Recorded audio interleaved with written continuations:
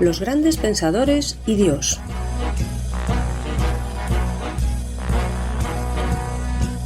¿Qué pensaban acerca de Dios las grandes mentes que nos han legado su saber? ¿Su opinión acerca de Dios condicionó su vida? Los grandes pensadores y Dios es una serie de entrevistas con el profesor Javier Álvarez Ballesteros, doctor en filosofía, catedrático de bachillerato y profesor en la Facultad de Teología Evangélica. Cada semana, en este mismo día y a esta misma hora, presentada por Daniel Baluja, podrás escuchar aquí una nueva entrevista que te descubrirá, de forma amena y sencilla, las inquietudes existenciales de los sabios a lo largo de la historia.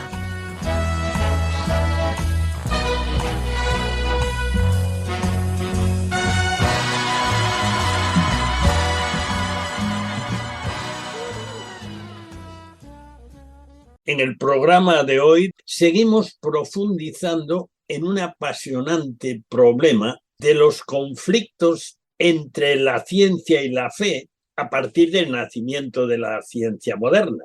Como ya hemos visto en el llamado caso Galileo, que tantas veces se ha presentado como un paradigma de la oposición irreconciliable entre la ciencia y la Biblia, pues ya hemos visto que en el caso de Galileo no era tal. Galileo fue un excelente científico, pero también fue un cristiano ferviente. No puede negarse que al final Galileo fue condenado por el Tribunal del Santo Oficio y su posición tanto científica como teológica era en aquel momento bastante revolucionaria. Incluso molestaba a muchos teólogos y científicos de su tiempo.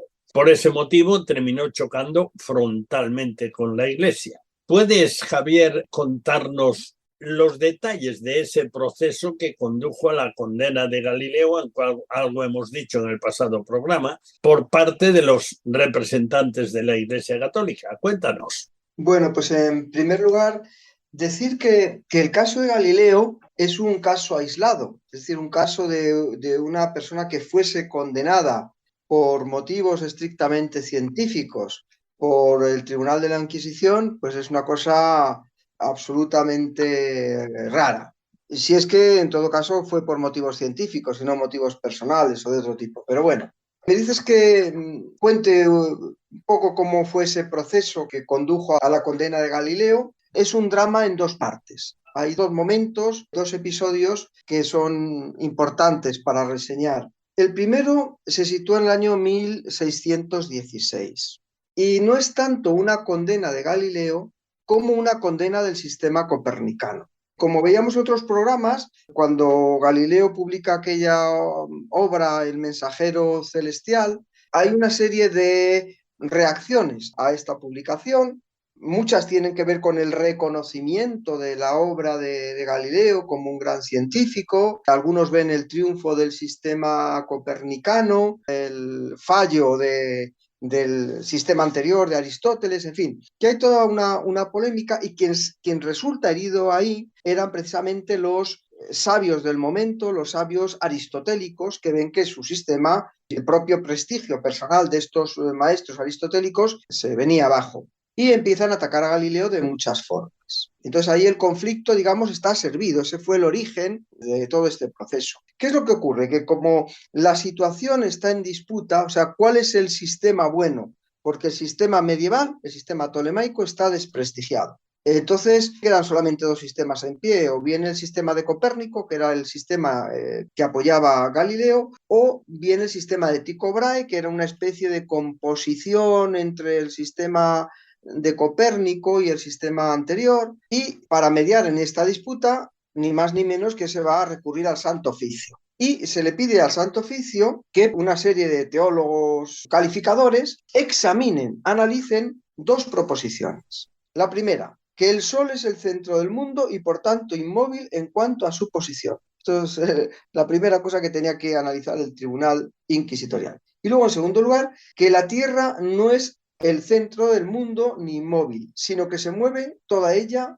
también con un movimiento diurno. Como se verán, las dos argumentos, dos cuestiones que formulaba ya el sistema de Copérnico. Y la respuesta del Tribunal del Santo Oficio fue la siguiente. Aunque después hubo personas, hubo teólogos, hubo científicos, pensadores que no estaban de acuerdo con esta resolución, pero es lo que había en ese momento. Entonces, la primera proposición, aquella que decía que el Sol era el centro del mundo, pues el Santo Oficio determina que esta era una proposición estúpida y absurda en filosofía y formalmente, que aquí está lo grave, formalmente herética. Y la segunda, la de que la Tierra pues se movía, dice que merecía el mismo juicio desde el punto de vista de la filosofía y desde el punto de vista teológico dice que era al menos errónea en la fe, es decir, también herética.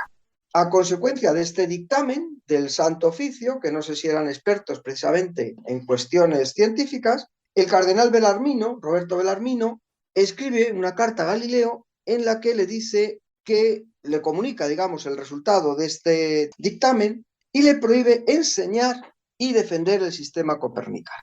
Es decir, mira, esto no puedes enseñarlo, no puedes defenderlo como un sistema real. Como una hipótesis matemática sería otra cosa, pero está prohibido que tú enseñes estas cosas. Bien, esto fue en 1616, que no es una condena a Galileo, que esto esté claro, sino una condena del heliocentrismo, del sistema aquel astronómico nuevo que propugnaba Copérnico sin tener hasta ese momento ninguna condena. Es ahora cuando se condena el copernicanismo. El segundo acto de este drama es en el año 1623. Y ahí ocurre una cosa muy interesante. El cardenal y matemático Maffeo Barberini fue elegido papa con el nombre de Urbano VIII. Este es un papa, es interesante, porque este es un papa matemático.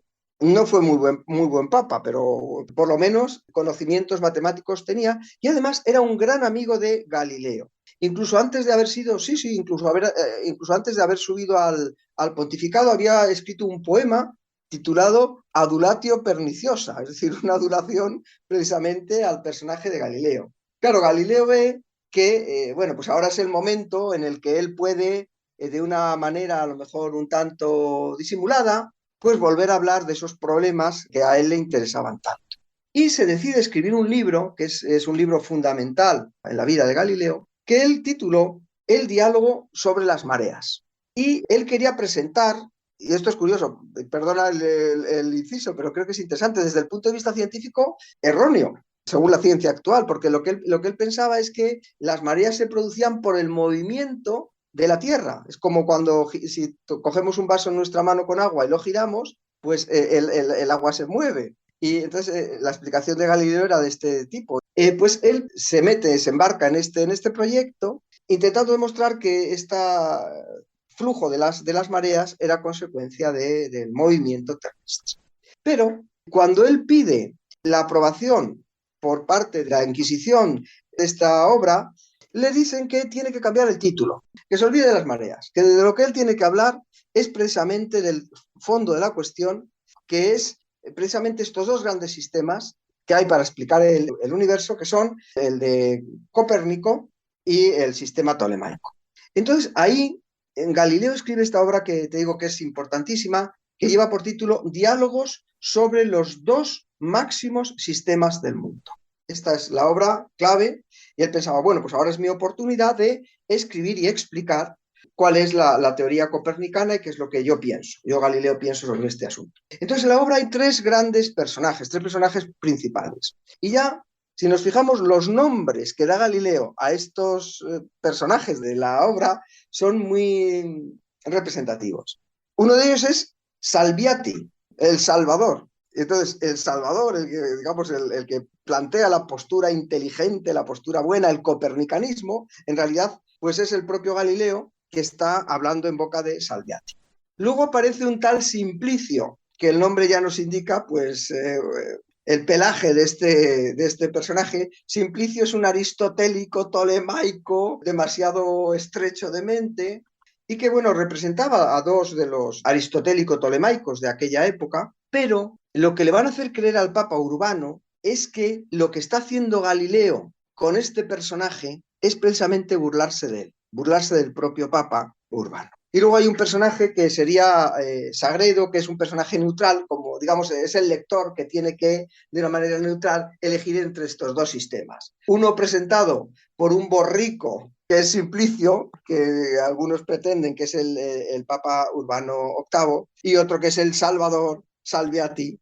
Entonces ya puestas así las cosas, pues el Papa corta, rompe su amistad. Por eso te digo que aquí, vale, elementos científicos hay, sin duda alguna, pero hay también elementos de otra índole, de carácter a lo mejor incluso más personal. Pero bueno, ante la publicación de este libro, la Inquisición llamó a Galileo a comparecer en Roma y ahí, bueno, pues es cuando se inicia todo el proceso que finalmente termina con su condena en el año 1633 y se le condena a un arresto domiciliario por herejía. Galileo se va fuera de Roma, a la Villa Medici, que era propiedad de su amigo el duque de Toscana, y a finales de junio le permiten trasladarse a la Villa de Arcet, que era la residencia de su amigo el arzobispo de Siena.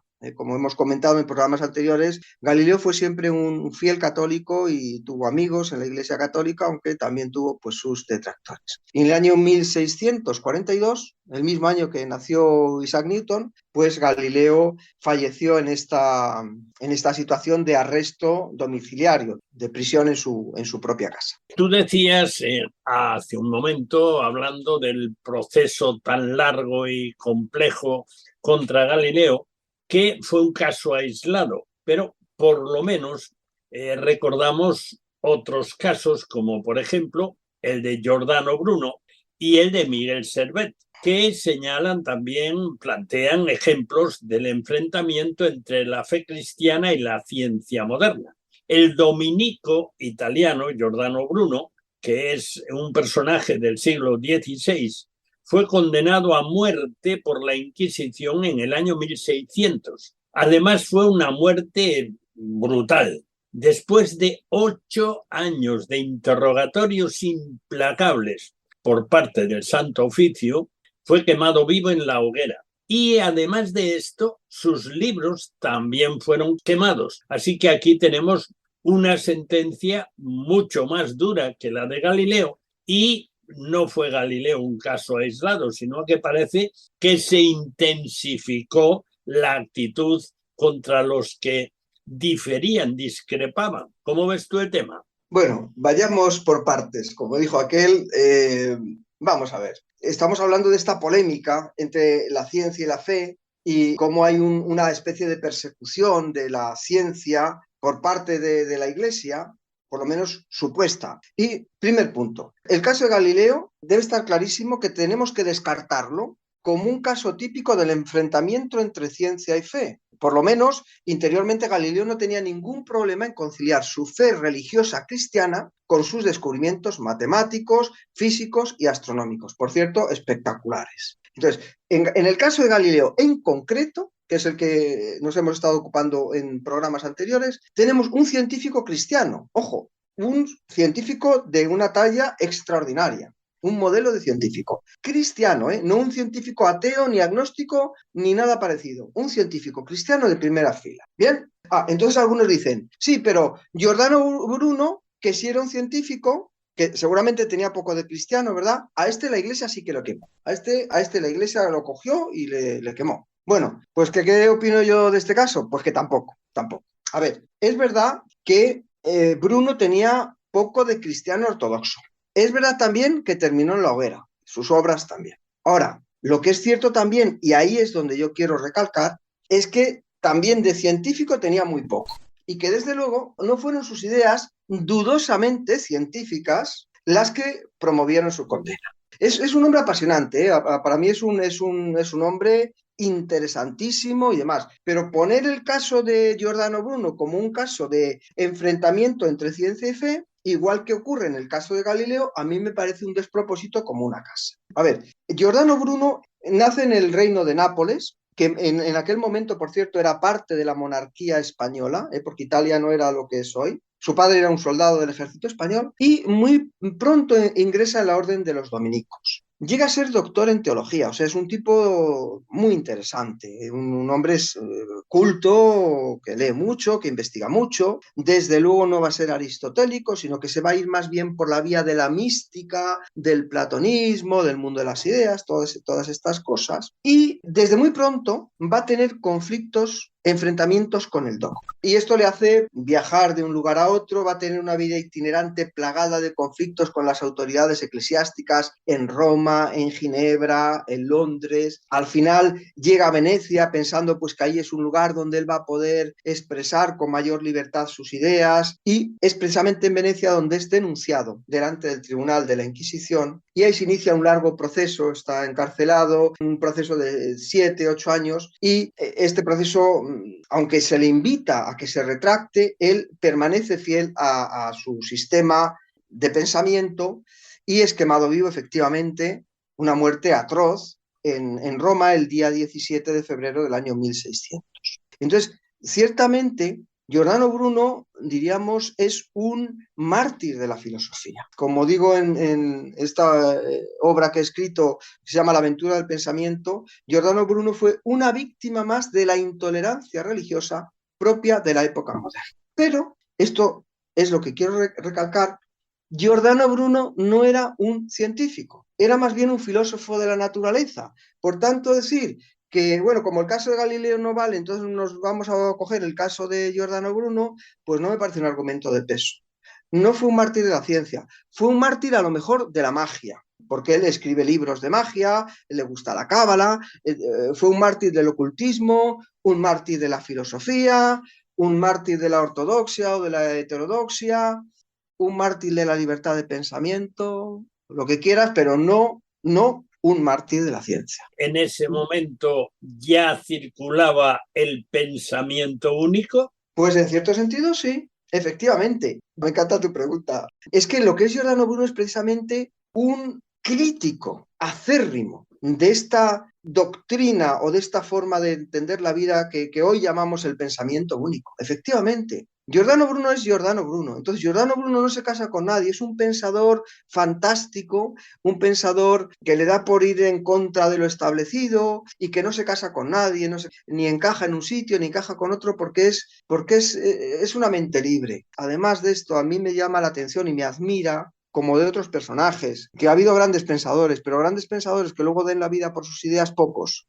Y Giordano Bruno, igual que Sócrates, fue uno de estos, que son capaces de ir hasta el final y decir, bueno, es que si te retractas, pues te salvas de la hoguera. Y pues no me da la gana porque lo que no se puede hacer es perseguir a los que pensamos de una manera diferente. Ahora, decir que esto fue porque se estaba enfrentando la ciencia y la fe es erróneo. Si me permites, mira, tengo Luigi Firpo, recoge los cargos por los que Bruno fue llevado ante la Inquisición y por los que fue condenado. Los voy a leer, los tengo aquí delante, para ver si alguno de los oyentes, o tú o alguien en este mundo, pues encuentra que esto es algún pensamiento de carácter científico. Fue llevado a la Inquisición por tener opiniones en contra de la fe católica y hablar contra ella y sus ministros. Esto muy científico no es, aunque es verdad que en la época que va a venir después de él, muchos fueron llevados delante de los tribunales por defender opiniones que iban en contra de la Iglesia Católica. Por tener opiniones contrarias a la fe católica sobre la Trinidad, la divinidad de Cristo y la encarnación. Pues temas científicos donde los haya, el que lo quiera ver, pero yo aquí ciencia veo poca. Tener opiniones contrarias a la fe católica en relación con Jesús como Cristo, o sea, como el Mesías, que él verdaderamente pues tenía estas dudas y lo expresó pues en sus obras. Tener opiniones contrarias a la fe católica en relación con la virginidad de María, la madre de Jesús. Pues yo tampoco veo aquí un tema científico muy relevante. Tener opiniones contrarias a la fe católica en relación con la transustanciación y la misa. Pues desde el punto de vista religioso, teológico, pues seguro que es un problema, podemos hablar del otro día, de los elementos filosóficos de esto, pero filosóficos, porque científicos hay poco aquí. Decir que existen múltiples mundos, y ahí sí es verdad que hay una obra interesantísima, quizá la obra más interesante hoy día de Giordano Bruno, que lleva por título Del infinito universo y los mundos. Y ahí él plantea un tema del que me encantaría que habláramos en un programa posterior, que es de la infinitud del universo. Frente a un universo cerrado, aquí tenemos la idea de un universo infinito. Pero esto no quiere decir que sea una argumentación de carácter científico. Es como decir que, bueno, como Julio Verne anticipó que el hombre llegaría a la luna, pues los escritos de Julio Verne son obras científicas. No, no es esto. Hay una reflexión filosófica, pero no hay un tratado, como encontramos en un científico de verdad, como podía ser Copérnico o Galileo o Kepler, etc. Bueno, entonces, ¿qué me dices de aquel aragonés llamado Miguel Servet, que ese era un científico de categoría, descubrió la circulación pulmonar de la sangre? Y esto, bueno, pues en aquel momento fue un adelanto científico importante. Él fue convertido al protestantismo en 1553, fue quemado vivo junto con sus libros, acusado de hereje por Calvino y repudiado también. No lo quemaron porque no lo pillaron, pero lo quemaron en efigie por la Iglesia Católica. ¿Qué pasa entonces con Miguel Servet? ¿Un enfrentamiento entre la ciencia y la fe? Pues desafortunadamente para aquellos que intentan continuamente enfrentar la fe y la ciencia, pues yo tendría que decir que tampoco. Es decir, Miguel Servet es un médico del Renacimiento y como otros muchos de la época es un hombre interesado por temas de teología, interesado no interesadísimo, y por temas que en ese momento se llamaban humanismo, que era el buscar en los textos clásicos pues las verdades de la ciencia, incluso un poco en desconfianza con las traducciones de los árabes, en fin. Pero en esa época tenemos médicos humanistas y médicos teólogos importantísimos. A mí me viene Andrés Laguna, por ejemplo, que era un judío converso, un médico, pero también un humanista, un gran pensador. Y en la vida de Servet tenemos algo parecido a Bruno, un filósofo, teólogo, místico, porque es verdad que era médico, pero que como muchos de los médicos de su tiempo, de ese momento histórico, pues eran también humanistas y en este caso místicos. Y Servet se va a ver implicado en una disputa teológica importantísima, que es la disputa acerca de la Trinidad, del dogma de la Santísima Trinidad.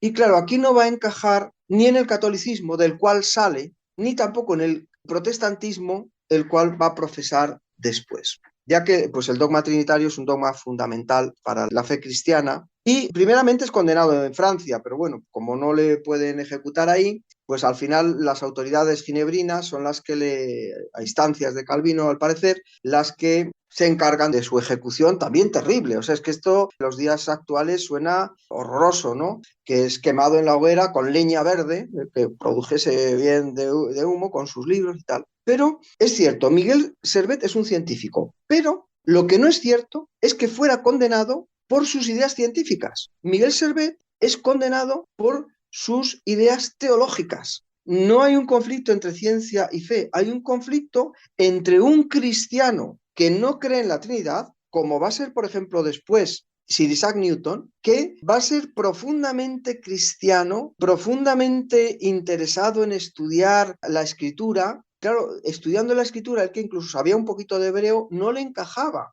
el dogma trinitario. Y también, pues como hemos hecho con Bruno someramente, vemos las acusaciones que se hicieron contra Miguel Servet. Contra Miguel Servet del Reino de Aragón en España.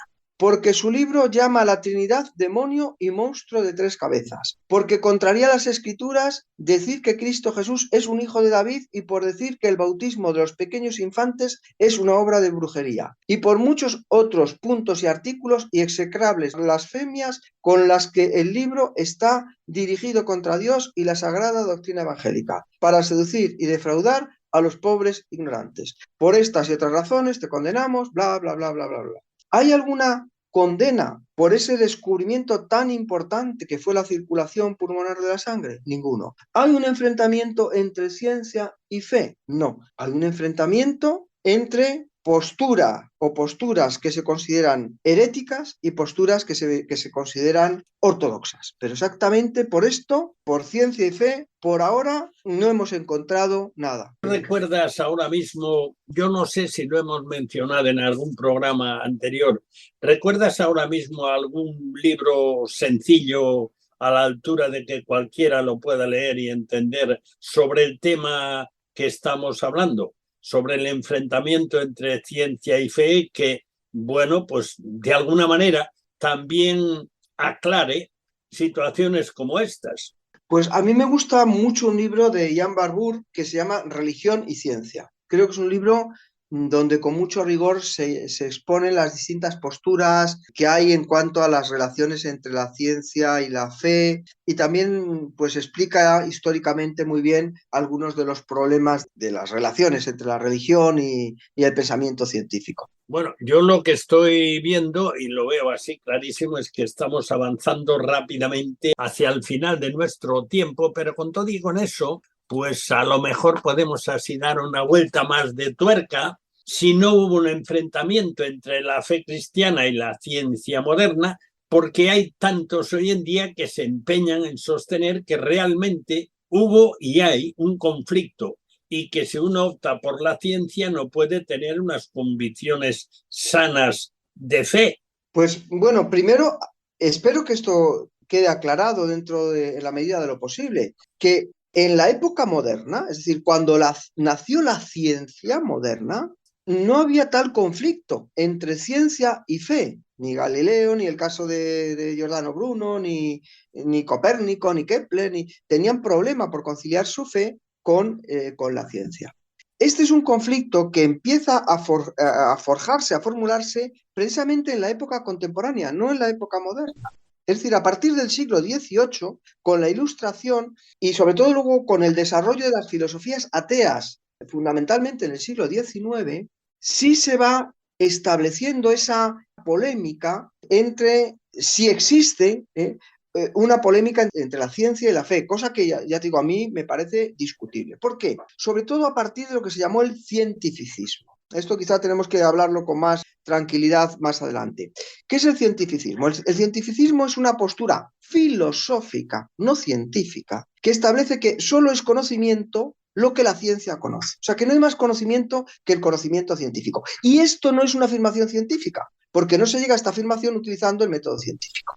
Entonces, es una teoría, este cientificismo es una teoría respetable, por supuesto, pero no es una teoría científica.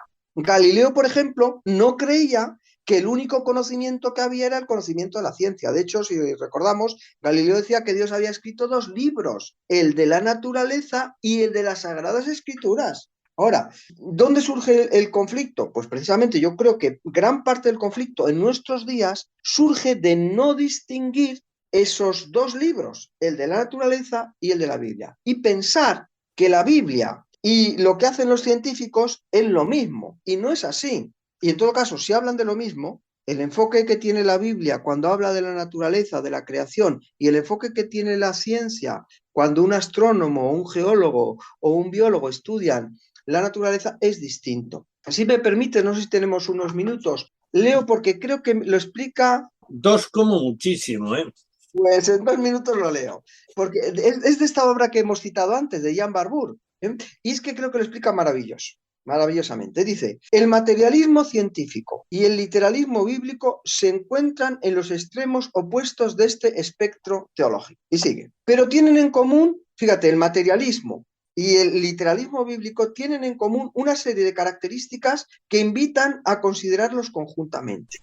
Ambas posturas dan por supuesto que entre la ciencia contemporánea y las creencias religiosas tradicionales existen ciertos conflictos. Tanto una como otra buscan establecer el conocimiento sobre un fundamento sólido, el que ofrece la lógica y los datos sensibles en un caso y la infalibilidad de la escritura en otro. También comparten la idea de que la ciencia y la teología elaboran, como si se tratara de 2 disciplinas en abierta competencia, afirmaciones literales sobre el mismo dominio de la realidad, obligándonos así a elegir entre ellas. Sugeriré que estas 2 posiciones incurren en una utilización distorsionada de la ciencia. Ni la una ni la otra son capaces de percibir con acierto los límites de la ciencia. El materialismo científico toma como punto de partida las teorías científicas, pero termina asumiendo amplias pretensiones filosóficas. El literalismo bíblico rebasa el ámbito de la teología y reclama para sí autoridad en materias científicas. En ninguna de estas 2 escuelas de pensamiento se representan de manera adecuada las diferencias entre las 2 disciplinas en cuestión. Los grandes pensadores y Dios se despide hasta la próxima semana, el mismo día y a la misma hora, cuando podrás escuchar aquí una nueva e interesante entrevista con Javier Álvarez Ballesteros, que nos acercará una vez más a las biografías íntimas de figuras destacadas de la historia.